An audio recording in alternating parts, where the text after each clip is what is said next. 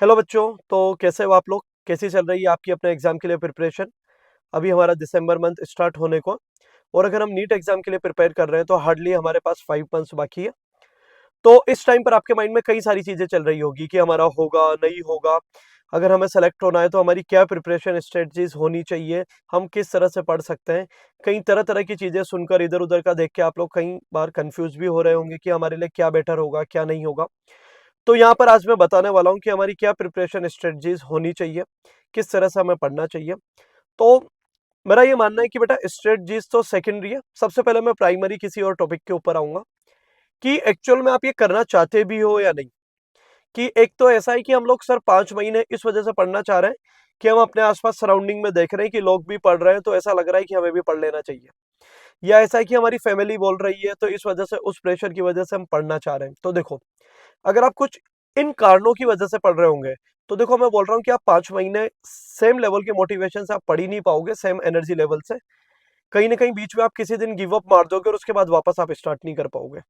तो मैं बोल रहा हूँ कि सबसे पहले तो आपको अपने अंदर से लाना होगा कि हम ये खुद के लिए करना चाहते हैं, तो आप इन 5 महीने अपना 100% दे पाओगे। ठीक है। इसके बारे में एक फेमस कोट्स भी है कि if you are not willing to learn, no one can help you. If you are determined to learn, no one can stop you. तो सिंपल सा मीनिंग, अगर आप खुद चाहते हो तो आपको कोई रोक नहीं पाएगा, चाहे कितना भी टाइम बचाओ, कुछ भी चीजें हो, लेकिन अगर आपने चाहा है तो वो चीज होकर ही रहेगी। बस आपको अपने एफर्ट्स में कोई कमी नहीं छोड़नी है। तो ये तो बात हुई हमें कि क्यों करना है क्यों नहीं करना है। अब मैं आपको बताना चाहूंगा यहाँ पे कि हमें कैसे क्या करना चाहिए। तो देखो, इसके लिए आप सबसे पहले अब बेटा अपने चैप्टर्स को डिवाइड करो। किस तरह से डिवाइड करो? जैसे मान लो फिजिक्स केमिस्ट्री बायो है अपना, तो अगर हम मान लो फिजिक्स के लिए बात करें, इसी तरह से केमिस्ट्री और बायो के लिए होगा। अब फिजिक्स के अपने चैप्टर्स को डिवाइड कर लो कि कौन से चैप्टर तुम्हें बहुत अच्छे से आते हैं, कौन से चैप्टर तुम्हें बिल्कुल नहीं आते हैं, और कौन से चैप्टर तुम्हें मॉडरेट लेवल पे, मतलब तुम्हें कुछ आता है और कुछ नहीं आता है, मीडियम मीडियम टाइप। तो जो चैप्टर तुम्हें आता है बेटा, उसके लिए तो सिंपल सी एक चीज है, उसके लिए तो हमें मल्टीपल रिवीजन करना है। इसके बाद अगर हम बात करें, कुछ चैप्टर्स ऐसे जो तुम्हें बिल्कुल नहीं आते हैं, उनको तो तुम्हें बिल्कुल बेसिक से पढ़ना होगा और अच्छे से क्वेश्चन प्रैक्टिस करना होगा। और थर्ड वो चैप्टर है जो तुम्हें थोड़ा बहुत आता है थोड़ा बहुत नहीं आते हैं, तो मैं बोल रहा हूँ इनको भी अच्छे से करो आप। तो देखो, जो आपका चैप्टर स्ट्रॉन्ग है उसके लिए तो आप टाइम निकाल के रिवाइज करते रहो। जो आपका मीडियम मीडियम चैप्टर है, कुछ आता है कुछ नहीं आता है, मैं बोल रहा हूँ आप पहले इसे कंप्लीट करो। क्यों? क्योंकि देखो, ये आपको कहीं ना कहीं कुछ आता है कुछ नहीं आता है। तो जो आपको थोड़ा बहुत नहीं आता है, अगर आप उसको भी कंप्लीट कर लोगे तो आपका ये चैप्टर भी कंप्लीट हो जाएगा। लेकिन अगर हम पहले वीक चैप्टर पढ़ने जाएंगे तो उस वजह से क्या होगा, हमारा टाइम कंज्यूम हो जाएगा काफी ज्यादा, और फिर हमको ऐसा लगेगा अभी तो मेरा ये भी बाकी है ये भी बाकी है, और फिर धीरे धीरे ऐसा होता है ना कि उतना कॉन्फिडेंस नहीं आ पा रहा होता है पढ़ने के लिए। तो इस चीज पर आप ध्यान दो। तो सबसे पहले अपने को कौन से चैप्टर कंप्लीट करना है बेटा? जो आपको कुछ आते हैं कुछ नहीं आते। ठीक है। स्ट्रॉन्ग चैप्टर्स के लिए मैं बोल चुका हूँ, आपको मल्टीपल रिवाइज करना है, स्मार्ट वर्क करना है। हम रिवाइज किस तरह से कर सकते हैं, किस तरह से स्मार्ट वर्क कर सकते हैं, इसके ऊपर मैं आप लोगों को पहले ही एक वीडियो बनाकर बता चुका हूँ। उस वीडियो के बारे में मैं अभी फिर से डिस्क्रिप्शन में डाल दूंगा, तो आप वहां से फिर देख लीजिएगा अगर जिन लोगों ने वो वीडियो नहीं देखा हो। ठीक है। तो यहाँ पर मैंने आपको बता दिया, पहले चैप्टर्स को अपने को 3 पार्ट में डिवाइड करना है। ठीक है। अब एक और चीज, यहाँ पर जब आप पढ़ रहे होंगे तो आप लोगों को एक टेंशन रहती है कि सर अभी हमने मान लो कोई चैप्टर्स कंप्लीट कर लिए। ठीक है। लेकिन वो चैप्टर्स कंप्लीट करने के बाद ऐसा है कि अब मैं आज 15 दिन 1 महीने के बाद अगर उस चैप्टर को वापस रिकॉल कर रहा हूं तो मुझे पूरी तरह से याद नहीं आ रहा है, आएगा भी नहीं। हम में से कोई भी पर्सन इस तरह से नहीं है कि हमने कोई चैप्टर कोई चीज पढ़ ली और उसके बाद हमें 100% माइंड में जाके स्टोर हो जाए, वो नहीं होगा। अलग अलग पर्सन के लिए अलग अलग चीज हो सकती है। मान लो मेरा फिजिक्स स्ट्रॉन्ग है तो मुझे कोई चैप्टर एक बार पढ़ने के बाद 50% याद रह जा रहा है।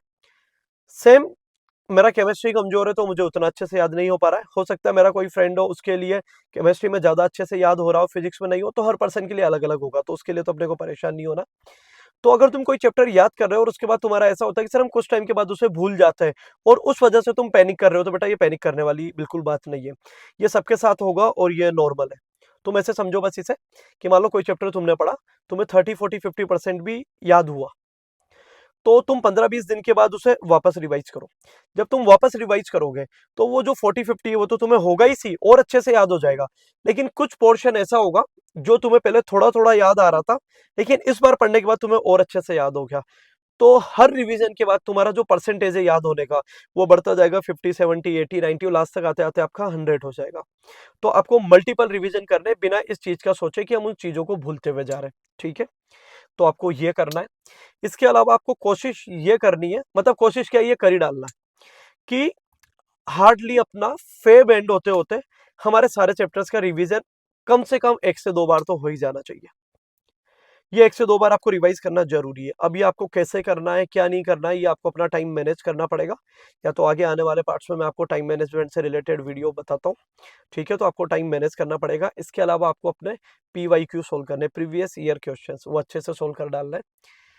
इसके बाद सिलेबस कंप्लीट करने के बाद बेटा आखिरी के मार्च और अप्रैल मंथ में तो आपको डेली मॉक टेस्ट की प्रैक्टिस करनी है। जहां भी आप पढ़ रहे होंगे वहां पर होंगे भी सही, और उसके अलावा जो बीच बीच में कई दिन ऐसे होंगे जब आपके एग्जाम नहीं हो रहे होंगे तो आपको मॉक टेस्ट की प्रैक्टिस करनी है। क्या करना है, जिस तरह से नीट का एग्जाम होता है 2 से लेके 5-20, 2 to 520, तो आपको उसी टाइम पर कोई भी एक पेपर लेके बैठना है और ये मान के चलना है ये नीट का पेपर है, और बिल्कुल उसी तरीके से उसी इंटेंसिटी से अपने को वो पेपर सोल्व करना है। और उस पेपर को देने के बाद आपको अपनी गलतियां चेक करनी है और किस तरह से मॉक टेस्ट अच्छे से देना है वो सब आपको ध्यान देना है। मार्च अप्रैल के मंथ में मैं एक बार फिर से अपना एक और वीडियो लेकर आ जाऊंगा जिसमें बताऊंगा कि हम मॉक टेस्ट को किस तरह से अच्छे से दे सकते हैं और किस तरह से उसमें परफॉर्मेंस अपनी इंप्रूव कर सकते हैं। तो आपको ये करना है। ठीक है, तो अभी मैंने आपको क्या क्या चीज बोली, 5 मंथ्स में बेटा आप लोगों को पहले अपने चैप्टर्स डिवाइड करना है। जो इजी चैप्टर्स हैं, मतलब जो आप लोगों को अच्छे से आते हैं, उनको बस रिवाइज करते हुए जाना है। कुछ चैप्टर्स जो आपको ठीक ठीक आते हैं उनके लिए आप लोगों को अपने जो चीज नहीं आती उनको अच्छे से कंप्लीट करो, और वीक चैप्टर्स को टाइम निकाल के पढ़ना स्टार्ट करो। ठीक है, इसके बाद अब एक और चीज यहाँ पे कि जब आप अगले 5 महीने पढ़ोगे ना तो आपका कई बार गिव अप करने का भी मन करेगा। ऐसा होगा कि यार हम इतनी तैयारी कर चुके हैं लेकिन हमारा उतना अच्छा परफॉर्मेंस आ ही नहीं पा रहा है, तो चलो छोड़ ही देते हैं। तो इस चीज का इस तरह से समझना बेटा, मैं हमेशा से अपनी क्लासेस में भी बच्चों को ये बोलता हूँ कि नीट एक इस तरह की रेसिंग है, यहाँ पर कोई पर्सन जो इनकंसिस्टेंट है लेकिन वो बहुत तेज दौड़ता है तो वो भी नहीं जीत पाता है। यहाँ पे उस पर्सन के जीतने के चांसेस ज्यादा बढ़ जाते हैं जो कंसिस्टेंट हो। तो आप लोगों को कंसिस्टेंट रहना है, क्योंकि कंसिस्टेंसी की है बेटा इस एग्जाम के लिए। ठीक है, तो होगा क्या, जैसे इस रेस में आप कंटिन्यू दौड़े जा रहे हो तो इतना मान के चलो लाखों बच्चे एग्जाम देंगे, तो जो आप सोच रहे हो ना गिव अप मारने का कि आज हमें गिव अप मार देना चाहिए, तो यकीन मानो ये गिव अप मारने का आप नहीं सोच रहे हो। न जाने कितने ऐसे बच्चे हो रहे हैं जो डेली बेसिस पे गिव अप मारने का सोचते हैं और उनका ऐसा होता है कि अब हमसे तो हो ही नहीं पाएगा। ठीक है, और वो उस दिन वो गिव अप मार देते हैं, और जिस दिन वो गिव अप मार देते हैं तो ऑटोमेटिकली उस रेस में वो पार्ट लेना बंद कर देते हैं, पार्टिसिपेट करना बंद कर देते हैं। और आप पार्टिसिपेट किए जा रहे हो तो आप कंटिन्यू आगे बढ़ते हुए चले जाओगे। तो इससे मैं ये बताना चाहूंगा, बस आपको कंटिन्यू करते हुए रहना है। आपको ये सोचना ही नहीं है कि हम आगे कैसे निकलेंगे। ऑटोमेटिकली लोग क्या करेंगे, इसमें धीरे धीरे टाइम के साथ गिव अप मारने लग जाते हैं, उतना अच्छे से पढ़ नहीं पा रहे होते हैं और वो पार्टिसिपेट करना बंद कर देते हैं। और जब लास्ट में पार्टिसिपेट करने वाले लोग ही बहुत कम हो जाएंगे तो उन लोगों के जीतने के चांसेस बहुत ज्यादा हो जाते हैं जो कंटिन्यू इसका कहीं ना कहीं पार्ट बने हुए हैं। तो आपको इस तरह से पढ़ते हुए जाना है। तो आज मैंने आपको बता दिया है कि अभी हमें इन 5 मंथ्स में किस तरह से पढ़ना है। मैं आगे भी अपने कई सारे वीडियोस लाता रहूंगा जिनमें आपको बताता रहूंगा हम किस तरह से अच्छे से पढ़ सकते हैं।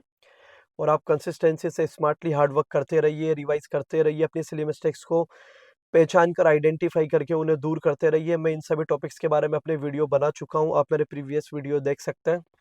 और मेरे चैनल को ज़्यादा से ज़्यादा अपने फ्रेंड्स के साथ शेयर कीजिए ताकि उन्हें भी हेल्प मिल सके, और इसे मैक्सिमम टू मैक्सिमम सब्सक्राइब कीजिए। और आगे भी आप किन टॉपिक्स के ऊपर वीडियो चाहते हैं वो मुझे कमेंट बॉक्स में बता सकते हैं। ऐसे आप लोगों ने कई सारे टॉपिक्स के बारे में बताया हुआ है और मैं धीरे धीरे उन सभी टॉपिक्स के ऊपर अपने वीडियोस लाता भी जा रहा हूँ। ठीक है, तो मुझे पूरी उम्मीद है आपको इस वीडियो से हेल्प मिलेगी। ओके।